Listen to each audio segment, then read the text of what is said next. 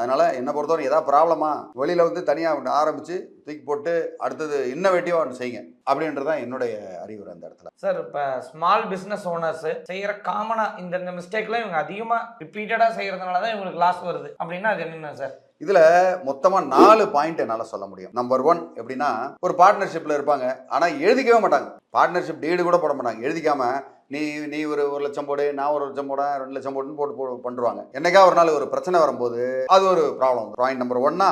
ரெண்டாவது, இவர் வந்து எனக்கு 20 வருஷமா ஃப்ரெண்டு, இவர் வந்து எங்க சொந்தக்காரரு, இவர் எங்க ஜாதிக்காரரு, அதனால இவர் கூட பார்ட்னரா வைப்போம். கண்ணை மூடிட்டு வைக்கிறது. அவருடைய பேக்ரவுண்ட் என்ன ஏதுன்னு விசாரிக்காம 20 வருஷம் ஃப்ரெண்டா இருப்பீங்க, ஒன்னா சேர்ந்து பல வேலைகளை செஞ்சிருப்பீங்க. ஆனா அவரோட நிதி நிலைமை, அவருடைய ஒழுக்கம், மற்றதெல்லாம் வந்து நிதி ஒழுக்கம்லாம் உங்களுக்கு தெரியுமா? தெரியாது. இது பண்றது ரெண்டாவது பாயிண்ட். ஓகே, இதுல வந்து மூணாவது பாயிண்ட் என்னன்னா, கடன்காரங்க அதிகமா வந்து கடன் கொடுக்கறது, கடன் வாங்குறது அப்படின்றதுல பார்த்து போய் எங்கேயாவது ஒரு இடத்துல ஒரு நிதி சுமை அதிகமாயிரும். அது வந்து ரொம்ப முக்கியமான விஷயம்.